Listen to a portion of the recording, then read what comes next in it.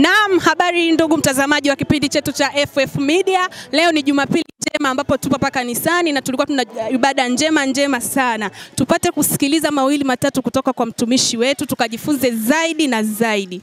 Wakati ninasikia shuhuda na watu wakimshukuru Mungu mahali hapa, nikawa ninajifunza ni namna gani ambavyo Mungu amekuwa mwaminifu sana kwetu.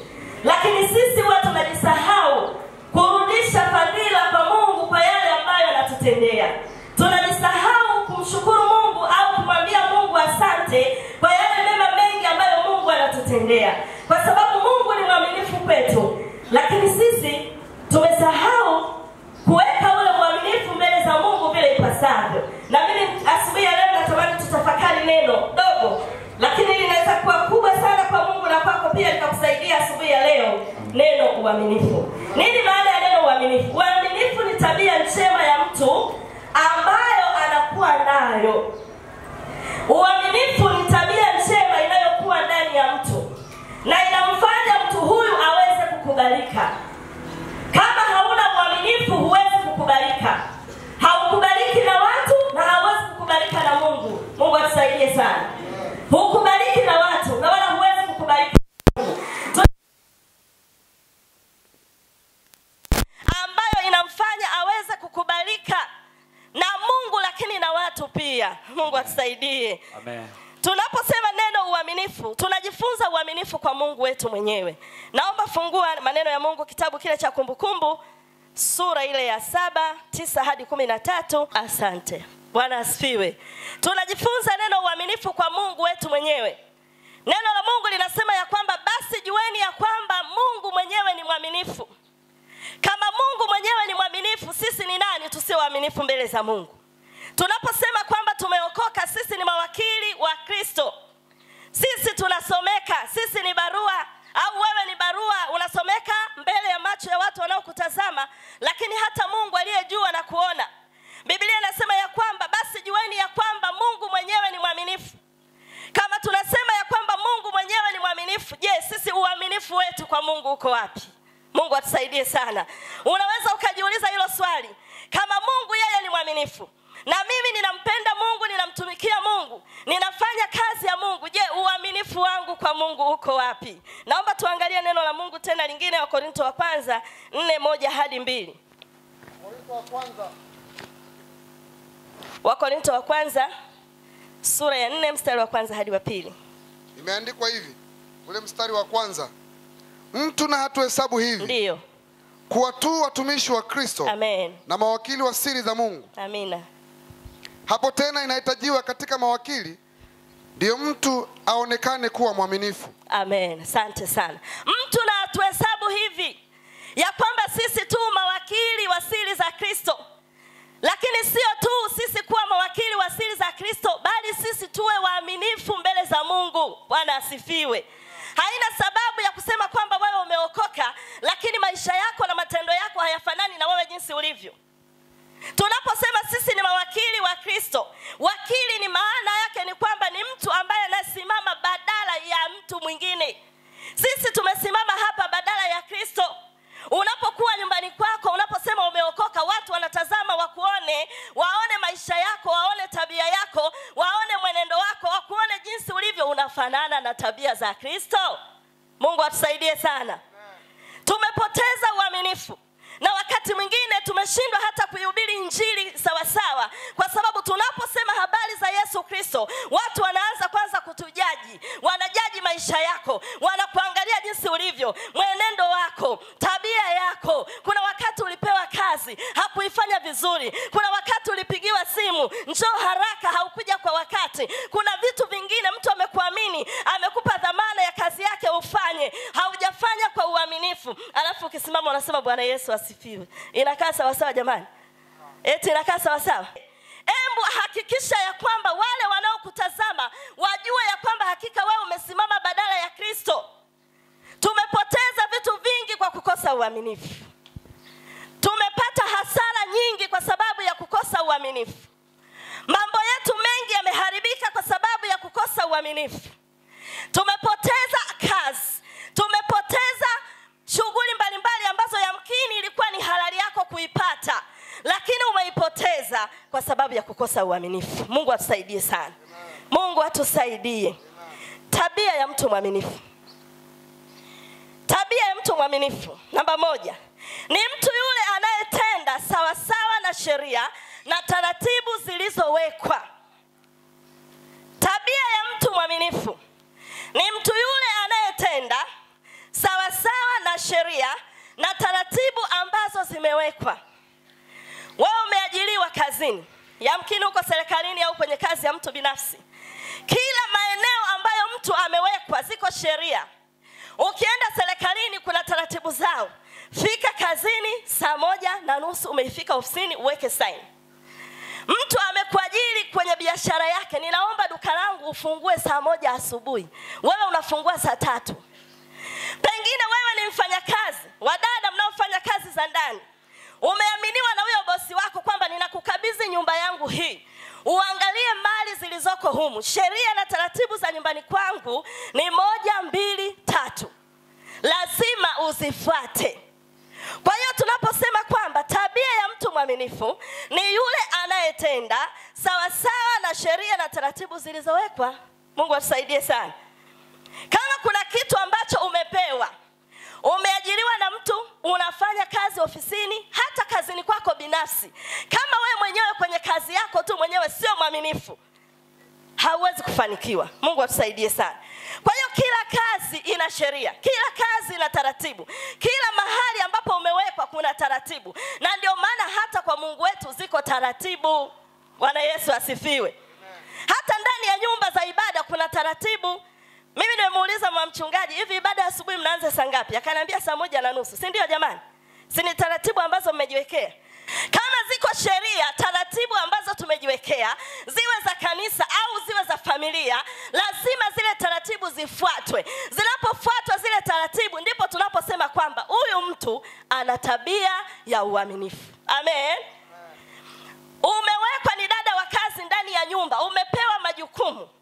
Fanya 1, 2, 3. Ukifanya kinyume na pale, wewe umekosa uaminifu.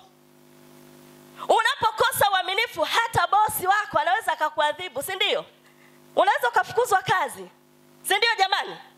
Akakwambia, bwana mimi naona wewe na mimi hapana, naona sheria za nyumbani kwangu zimekushinda.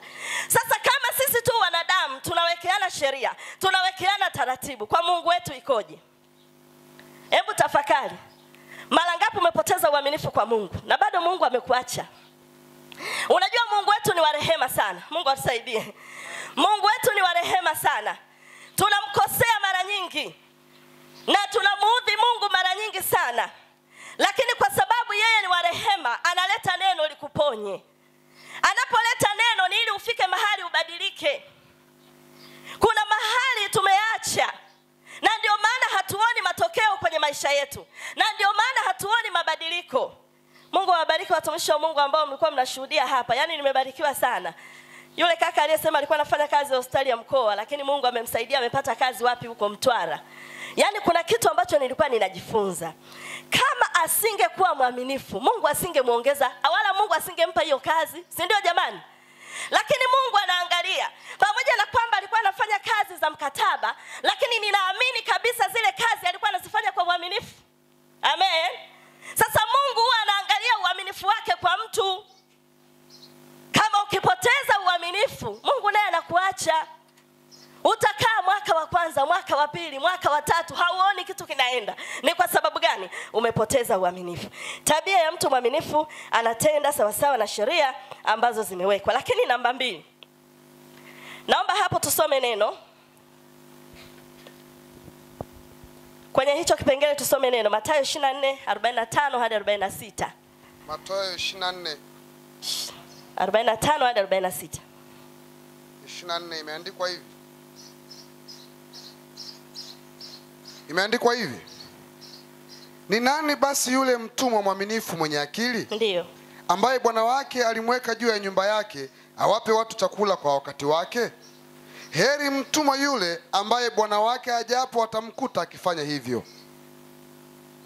Asante. Heri mtumwa yule ambaye bwana wake ajapo atamkuta akifanya hivyo.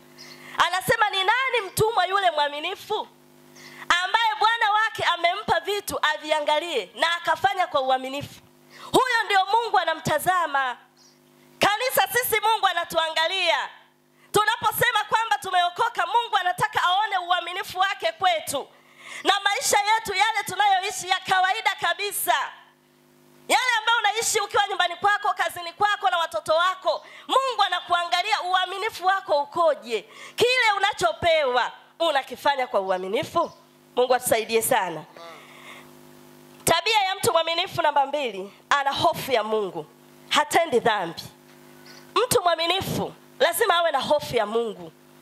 Ukiona mtu anamkosea Mungu mara nyingi, huyo hana uaminifu mbele za Mungu. Tuangalie maneno ya Mungu. Tutasoma mistari michache sana. Kitabu kile cha Mwanzo 39:7 hadi 9. 39:7 hadi 9 imeandikwa hivi. Mwanzo. Ndiyo. Ikawa baada ya mambo hayo, mke wa bwana wake akamtamani Yusufu, akamwambia, lala nami. Lakini akakataa. Akamwambia mke wa bwana wake, tazama, bwana wangu hajui kitu kilichowekwa kwangu nyumbani, na vyote walivyo navyo wamevitia mikononi mwangu. Hakuna mkuu katika nyumba hii kuliko mimi, wala hakunizuiliwa kitu chochote ila wewe, kwa kuwa wewe mkewe.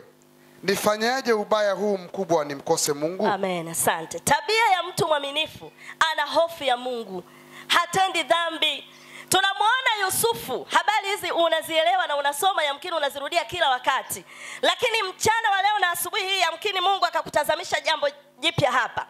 Yusufu, pamoja na kwamba alikabidhiwa mali akae katika mji ule wa Potifa, Biblia inasema ya kwamba wakati huyu mama alipoanza kumtamani Yusufu kwa sababu alikuwa na hofu ya Mungu, hakutaka kumtenda Mungu dhambi. Mungu atusaidie sana. Tunapoteza uaminifu mbele za Mungu, na ndio maana wakati mwingine tunaingiwa na tamaa, tunamkosea Mungu, tunatenda dhambi kwa sababu ya vitu ambavyo tunaviona kwa macho, vitu vya kutamanisha. Lakini Biblia inasema ya kwamba Yusufu ni kweli alimuona mke wa Potifa yuko pale, lakini akasema, mimi nimepewa vitu vyote hivi niviangalia, lakini wewe ni mke wa bosi wangu, siwezi kutenda ubaya huu nikamkosa Mungu. Huu ni uaminifu. Huu ni uaminifu. Amen. Wa mtumishi wa Mungu Yusufu. Mara ngapi na wewe umesimama katika uaminifu wa Mungu? Leo tunaona watu wengi wanamkosea Mungu kwa sababu ya tamaa. Tamaa inakufikisha mahali ambapo unamwacha Mungu. Tamaa inakufikisha mahali ambapo unamkosea Mungu. Embu asubuhi ya leo Mungu atusaidie. Mungu atusaidie kanisa. Amen. Hata kama hutaki kuitikia amina, naomba uitikie tu amina. Amen. Kwa sababu ninaposema Mungu atusaidie, kama wewe uko salama, mshukuru Mungu. Lakini leo tunaona kanisa tumepoteza mwelekeo. Kwa nini? Kama Mungu ametuamini, kwa nini wewe usiaminike? Kama Mungu amekuamini, kwa nini wewe usiaminike? Kama Mungu amekufanya uwe mtumishi wake, kwa nini usimtumikie Mungu kwa uaminifu? Hayo unayoyaona ya kutamanisha wana wa Mungu yanapita. Biblia inasema dunia inapita na mambo yake, bali ufalme wa Mungu utadumu hata milele. Leo unaona yanatamanisha, leo unayaona ni mazuri kwako, lakini kesho yanaweza kuwa ni kilio na msiba kwenye maisha yako. Kwa nini usisimame katika uaminifu wa Mungu? Kwa nini usisimame kama wakili wa Kristo? Tunaposema kwamba tumeokoka tunaenda mbinguni, watu wanatazama maisha yetu, watu wanaangalia tabia zetu, watu wanaangalia njia zetu. Hebu ninatamani nikutazamishe asubuhi ya leo kwamba amini neno la Mungu, kwamba Mungu anaposema na kwamba na sisi ya kwamba tuwe waaminifu, ni kweli Mungu anataka tuwe waaminifu. Amen. Kuna mahali tumepungua, kuna mahali tumeacha, na ndio maana kuna mambo mengine hayaendi kwenye maisha. Rudi nyuma, jitafakari. Amen. Mara ngapi umepoteza uaminifu wako kwa Mungu? Mara ngapi umemkosea Mungu? Unaposema mimi ni wakili wa Kristo, ninamwakilisha Yesu hapa duniani, unamwakilishaje huyo Yesu hapa duniani? Mungu atusaidie sana. Amen. Kwenye ofisi yako unamwakilishaje Yesu? Pale kwa majirani zako unamwakilishaje huyo Yesu? Unaposema wewe ni wakili mwaminifu, kuna watu wananyosha yako. Kuna watu wana alama za kuuliza juu ya maisha yako, kwenye kazi yako, kwenye biashara yako. Wakili mwaminifu. Tabia ya mtu mwaminifu ana hofu ya Mungu. Na mtu mwenye hofu ya Mungu hatendi dhambi. Amen. Amen. Hatendi dhambi. Amen. Kanisa tuwe waaminifu. Amen. Tutamuona Mungu. Amen. Utamuona Mungu kwenye maisha yako. Amen. Utamuona Mungu kwenye kazi yako. Amen. Utamuona Mungu kwenye biashara yako. Amen. Hata kama kuna mahali ambapo unaona mambo hayaendi, uwe mwaminifu. Amen. Mambo yatanyoka. Tunapoteza uaminifu kwa Mungu. Na ndio maana tunamkosea Mungu. Mungu atusaidie sana. Amen. Lakini jambo lingine la tatu, tabia ya mtu mwaminifu. Hachukui mali au kitu cha mtu bila kupewa. Kuna watu wanajimilikisha mali. Kuna watu wanajichukulia vitu vya watu. Yaani wewe hujapewa tayari umeshakiona cha kwako. Mtu amekuazima tu bodaboda yake, bwana ndugu yangu chukua kafanyie kazi uniletee. Unataka iwe ya kwako. Tabia ya mtu mwaminifu, hachukui mali au kitu cha mtu bila kupewa. Kumbukumbu 22. Kitabu cha Kumbukumbu 22, nisomee mstari wa kwanza hadi wa 3 haraka. Inaenda haraka kwa ajili ya muda tulionao. Mstari wa kwanza mpaka wa 3 imeandikwa hivi. Amen. Umuonapo ng'ombe wa nduguyo au kondoo wake akipotea, usijifiche kama usiyemwona. Sharti utamrudisha kwa nduguyo. Na kwamba yule nduguyo hayupo karibu nawe, au ukiwa humjui, umchukue kwenu nyumbani kwako, uwe naye hata aje nduguyo kumtafuta, naye umrudishie. Tena fanya hivyo kwa punda wake, tena fanya hivyo kwa mavazi yake, tena fanya hivyo vivyo kwa kila kitu kilichopotea cha nduguyo, kilichompotea ukakiona wewe. Usijifiche kama usiyekiona. Mungu atusaidie sana. Uaminifu. Tabia ya mtu mwaminifu, hachukui mali au kitu cha mtu bila kupewa na muhusika. Lakini kwa sababu ya kupoteza uaminifu, leo tunapoongea habari ya kuiba, yani mtu anafikiri mwizi labda aende akavunje tu achukue huko mapesa manini huko. Lakini hata ukichukua kitu cha mwenzako hajakupa, si umeiba jamani? Umepoteza uaminifu. Biblia inasema ya kwamba uonapo ng'ombe wa ndugu yako amepotea, sharti umrudishe. Na kama haumfahamu huyo mtu mwenye hiyo mfugo wake, Biblia inasema ya kwamba mweke nyumbani, umsubiri mpaka afanyeje? Aje. Utaniuliza, na asipokuja ninampeleka wapi? Mungu atusaidie sana. Kipindi fulani sisi wamama, Mungu atusaidie sana, wamama mpo? Jogoo tu limepotea kwa jirani huko, limepotea njia likazama kwako. Unasema mwacheni akae huko. Asipokuja muhusika basi sisi tumepata kitoweo. Uaminifu. Mungu atusaidie sana.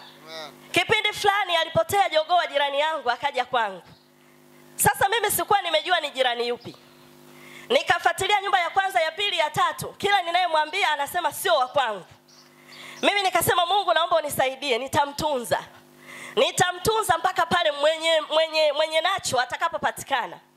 Hauwezi kuamini, nimekaa na yule jogoo nyumbani kwangu miezi 3. Anakula, yuko vizuri, hana shida yoyote.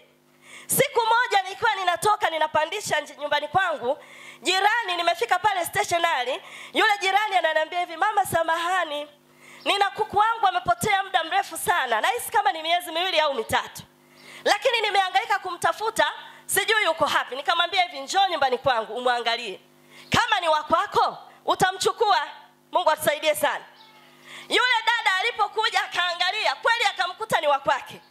Nikamwambia mimi nimeuliza majirani zangu wote hapa, wanasema hawamfahamu. Mimi nikamwona nimtunze. Hivi unajua yule dada alishangaa sana. Akasema sijawahi kuona. Yaani kama ingekuwa ni mtu mwingine, miezi 3 mama mchungaji una kuku yupo ndani. Alafu wakati mwingine watoto wana hamu ya kula nyama ya kuku. Unajua nyama ya kuku na yenyewe ni adimu sana. Mwezi wa kwanza hujamuona mwenye nao. Mwezi wa pili, mwezi wa 3, jamani kisu kinamhusu huyu. Lakini nikasema Mungu kama uishivyo, mwenye huyu kama yupo atakuja. Na kweli alikuja. Lakini nilimfundisha neno yule dada. Akasema sijawahi kuona mama mwaminifu kama wewe. Kwa hiyo kuna vitu vingine unaweza ukaviona ni vya kawaida. Sio vya kawaida. Kuna jambo linaweza likaachiliwa kwenye maisha yako, ni kipimo cha imani yako. Mungu anataka kuangalia una uaminifu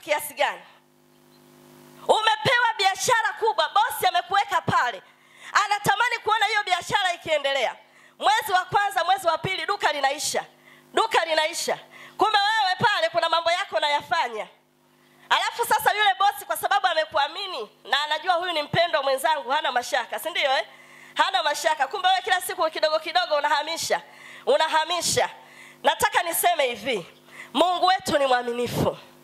Na kama Mungu ni mwaminifu, tumika kwa uaminifu. Amen. Kama umepewa dhamana ya kazi, fanya kwa uaminifu. Amen. Kama mtu amekuamini mahali popote, fanya kwa uaminifu. Amen. Ukifanya kwa uaminifu utamuona Mungu. Naomba tuangalie faida za uaminifu haraka.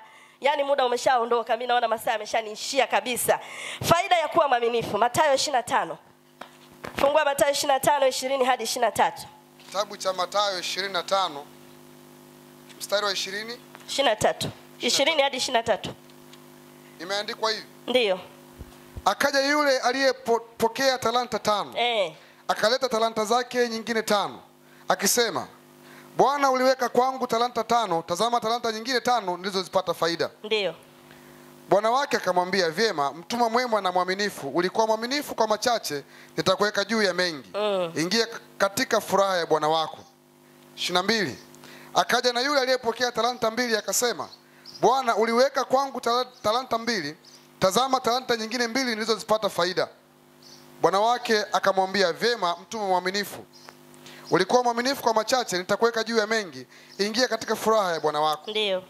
Akaja na yule aliyepokea talanta 1 akasema, Bwana, nalitambua ya kuwa wewe ni mtu mgumu, wavuna usipopanda, wakusanya usipotawanya. Basi nikaogopa, nikaenda nikaficha talanta yako katika ardhi. Tazama unayo iliyo yako. Asante, ishia tu hapo. Huyo wa mwisho, huyo ambaye tunamsoma hapo, huyo hana uaminifu. Hawa watatu wa mbele, Biblia inasema ya kwamba, nataka tuongee faida ya kuwa mwaminifu. Hawa watu watatu wa mbele ambao walipewa talanta, kila mtu ile aliyoipewa alirudisha na faida. Si ndio jamani? Amen. Tunaongea faida ya mtu mwaminifu. Jambo la kwanza, faida ya kuwa mwaminifu, unaaminiwa na watu. Unaaminiwa na watu na Mungu anakuamini. Usione watumishi wa Mungu hawa, Mungu anawapandisha viwango kutoka hatua moja kwenda hatua nyingine. Mungu ameangalia uaminifu wao. Amen. Tunapowasoma hawa watu kwa jinsi ambavyo walipewa zile talanta, walizifanyia kazi kwa uaminifu. Biblia inasema ya kwamba kila mmoja aliongezewa zaidi. Kwa hiyo tunapoongea habari ya uaminifu, unapokuwa mwaminifu, faida ya kwanza, watu wanakuamini. Ukiona watu hawakuamini, jitafakari mara mbili.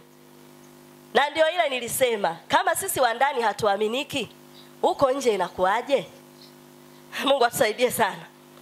Kama wewe unayesema Bwana asifiwe hauaminiki, unafikiri hao wa nje inakuaje? Mungu atusaidie. Amen. Umepewa kazi ya kufanya, fanya kwa uaminifu. Hapa kuna madereva bodaboda hapa? Tupo.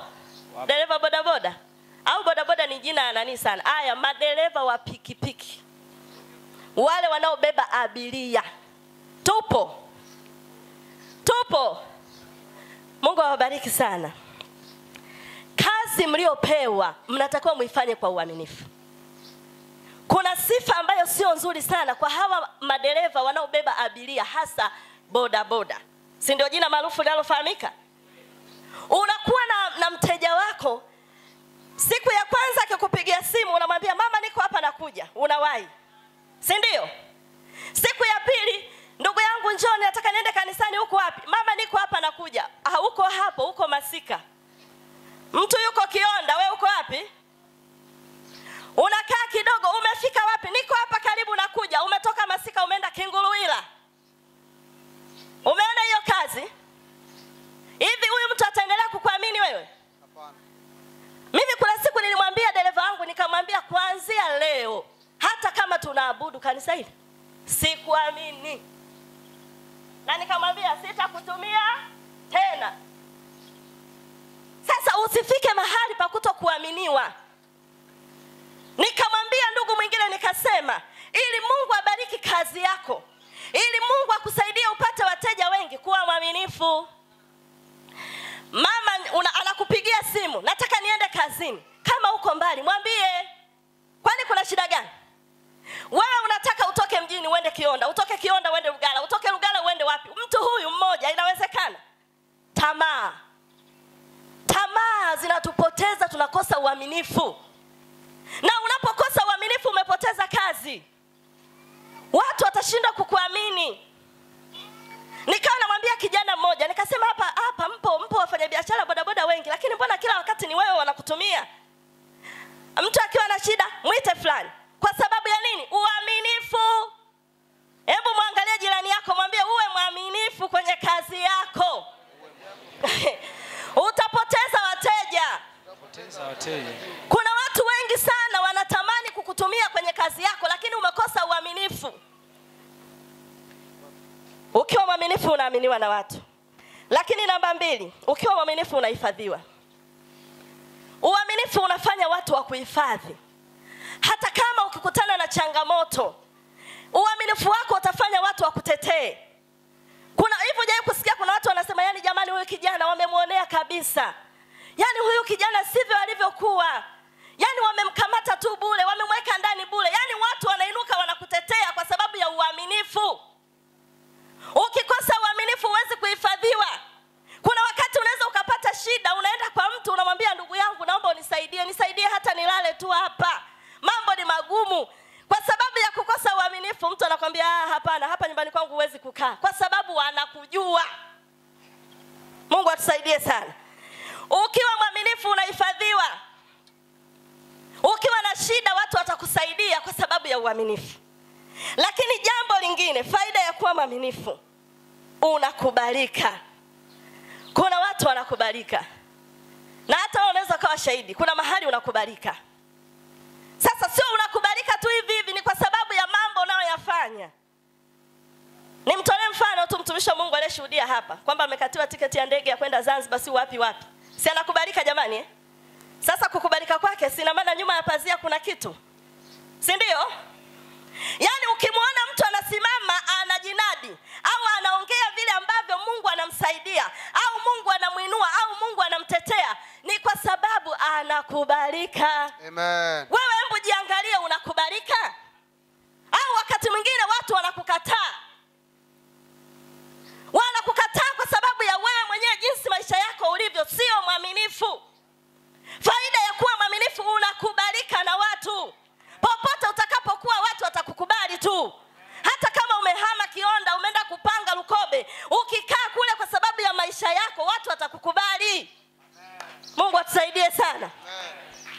Tunashindwa kukubalika kwa sababu maisha yetu hatuko vizuri na Mungu. Kwa hiyo tabia ya mtu mwaminifu unakubalika. Naomba tuangalie maneno ya Mungu. Danieli sura Mungu 1-4. Danieli sura 6 1-4. Tumwangalie mtumishi wa Mungu Danieli hapa kidogo. Kitabu cha Danieli ule sura ya 6 mstari wa 1 mpaka wa 4. Ndio. Imeandikwa hivi. Ilimpendeza Dario kuweka juu ya ufalme maliwali 120 wawe juu ya ufalme wote, na juu yao akaweka wakubwa 3 na Danieli akiwa mmoja wao, ili maliwali hawa watoe hesabu kwao, mfalme asipate hasara. 3. Basi Danieli huyo alipata sifa kuliko wakubwa na maliwali, kwa kuwa roho bora ilikuwa ndani yake. Ndio. Naye naye mfalme akaazimu kumweka juu ya ufalme wote. Ndio. Mstari wa 4.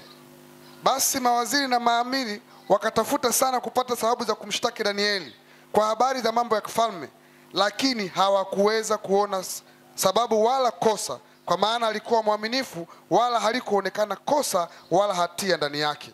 Danieli. Tunaongea habari za Danieli. Niko kwenye kipengele cha faida ya uaminifu.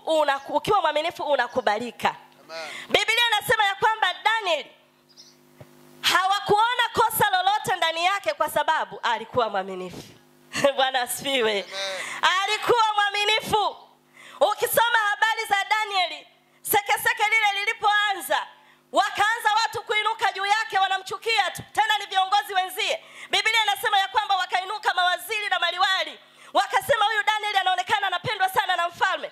Lakini Biblia inasema ya kwamba Danieli kwanza kitu alichokuwa nacho, alikuwa na roho bora. Mungu atusaidie sana. Amen. Alikuwa na roho bora. Tumpate wapi mtu ambaye ana roho bora ndani yake?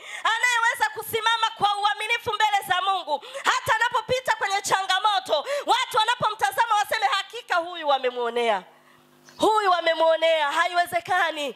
Lakini kuna wakati unaweza ukapatwa jambo wakasema yani amelitafuta. Simeshasikia hiyo Lakini Biblia inasema ya kwamba Daniel alisimama kwa uaminifu hata kama wale ndugu zake au viongozi wenzie waliinuka kutaka kusababisha aweze kupata madhara, lakini kwa sababu ndani ya moyo wa Daniel Biblia inasema alikuwa na roho bora na alikuwa mwaminifu. Ukiendelea kusoma habari za Daniel, tunaona kule mbele Mungu alimtetea. Hata alipokuwa anaingizwa katika lile tundu la simba, Mungu alisimama pamoja na Daniel kwa sababu Mungu aliona moyo wa Daniel.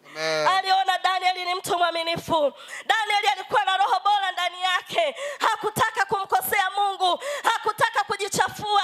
Alifanya kazi kwa uaminifu. Mfalme akamkubali. Mfalme akasema nimempata mtu ambaye anaweza kusimamia kazi yangu. Leo tunawatafuta watu waaminifu ambao wanaweza kusimama wakafanya kazi kwa uaminifu, wakamtumikia Mungu kwa uaminifu, wakatoa sadaka kwa uaminifu, wakajenga makanisa kwa uaminifu. Mungu anamtafuta mtu wa namna hiyo. Amen. Mungu atusaidie sana. Amen. Mungu atusaidie wana wa Mungu. Amen. Nikutie moyo mchana wa leo. Uwe na roho bora ndani yako. Amen. Uwe na moyo wa uaminifu. Amen. Kama mtumishi wa Mungu Daniel, Mungu alimtetea. Ukiwa mwaminifu Mungu anakutetea. Amen. Ukiwa mwaminifu unakubalika. Amen. Mwisho wa siku ukisoma hizo habari, tunaona mji wote ule walisema hakika wakati umefika wa kumwabudu Mungu wa Daniel. Maana waliona Daniel alikuwa sio mtu wa kawaida. Leo watu wafike mahali waone huyo Mungu wako uliye naye ni Mungu wa namna gani. Watu washuhudie matendo makuu kupitia kwako, vile ambavyo utaishi kwa uaminifu na kumtumaini Mungu na kumtegemea Mungu. Amen. Mungu atusaidie sana. Amen. Lakini faida nyingine ya mtu mwaminifu, unasaidiwa na watu. Unasaidiwa na watu. Watu watakusaidia. Nimesema pale kwamba unapokuwa mwaminifu unamshawishi Mungu na watu wakusaidie. Lakini kama ukikosa uaminifu huwezi kusaidiwa. Ukiwa mwaminifu unakopesheka pia, si ndio jamani? Mimi ninajua ukienda hata benki ukakopa ukarejesha vizuri, ukienda wakati mwingine utapewa tena. Lakini ukienda benki ukakopa alafu marejesho yako yakawa ya kusuasua, ukienda wakati mwingine haupewi. Wanasema wewe inaonekana hauwezi. Maeneo yoyote, hata kwenye mikopo mbalimbali, ukiwa mwaminifu unakopesheka, na unapokopa uwe mwaminifu kurejesha pia. Kwa hiyo tunaposema mtu anapokuwa mwaminifu anasaidiwa. Wakati fulani nilikaa na binti yangu, nimekaa naye muda mrefu, karibu miaka 10. Yule binti alikuwa ananifundisha vitu vya ajabu sana. Ni vitu vidogo vidogo, lakini nilikuwa ninajifunza uaminifu kwake. Yule dada akivunja hata glass, ukirudi anakuambia mama samahani nilikuwa naosha vyombo nimevunja nini?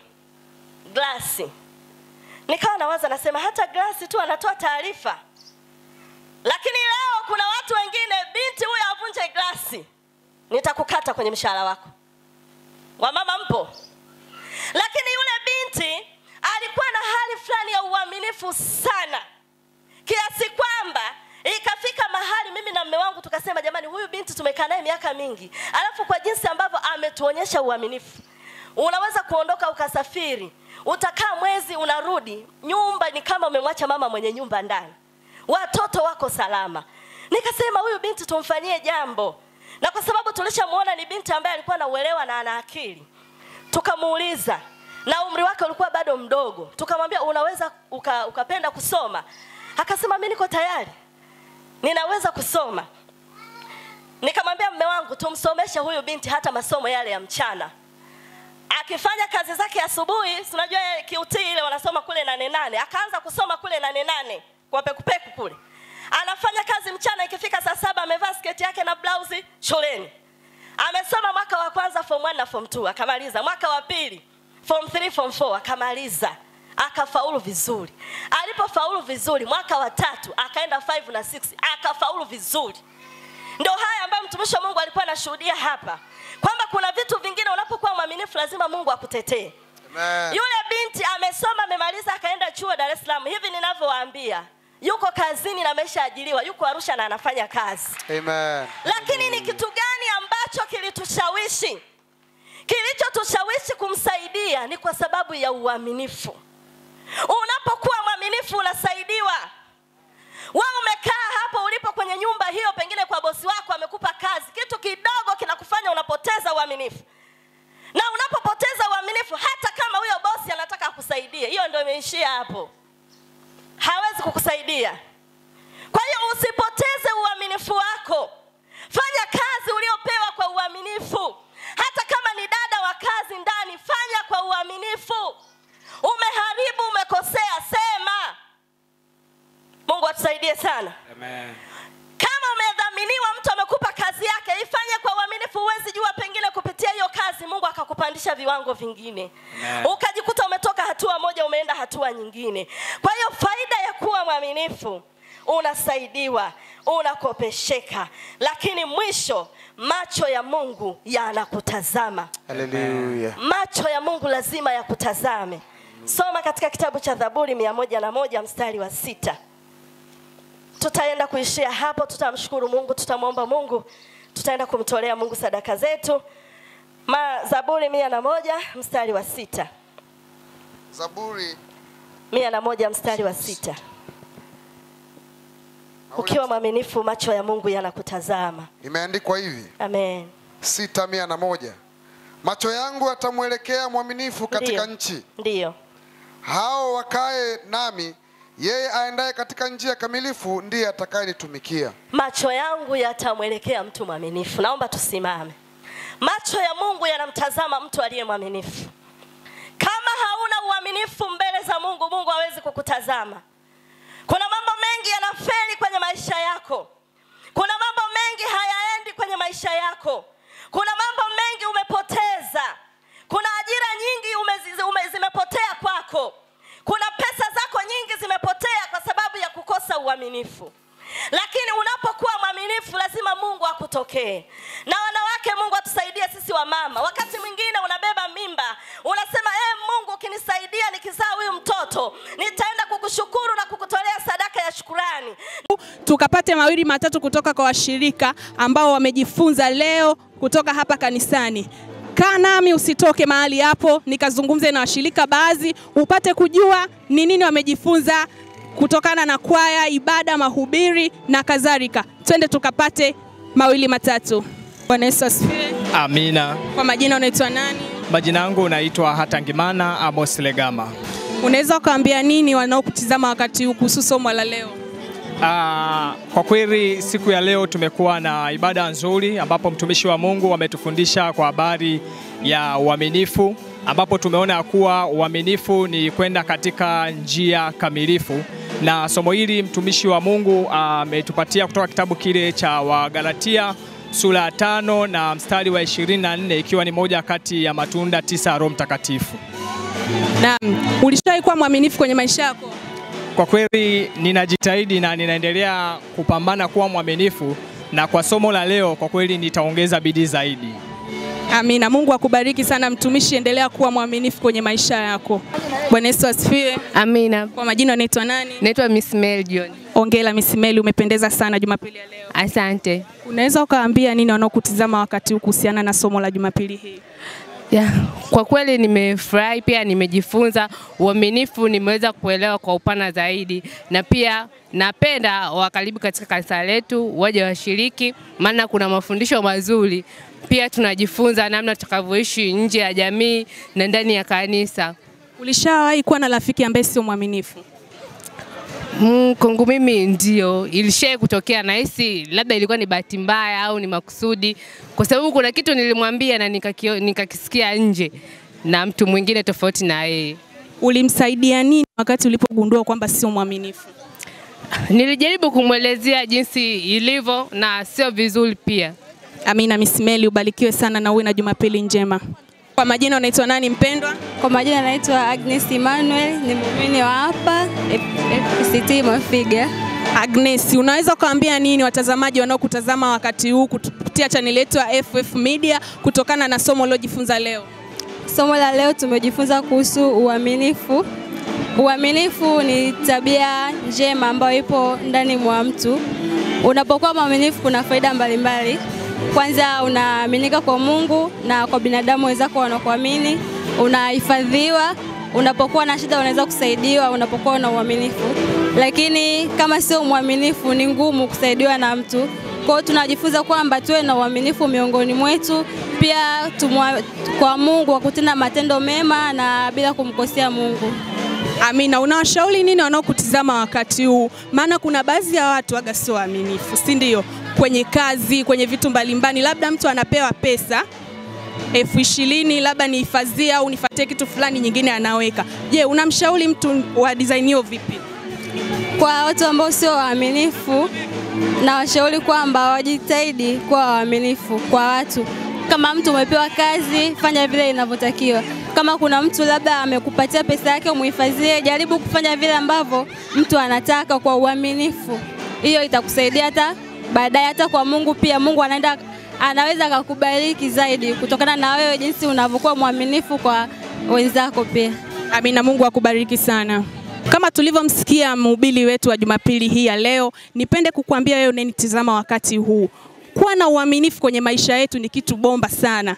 Yaani unapokuwa mwaminifu unaaminiwa zaidi na jamii. Nipende kukuambia kwamba jifunze kuwa mwaminifu kwenye kazi yako, kwenye masomo yako na kadhalika. Ulikuwa nami Aki Donesian kutoka hapa FPC Galilaya Temple.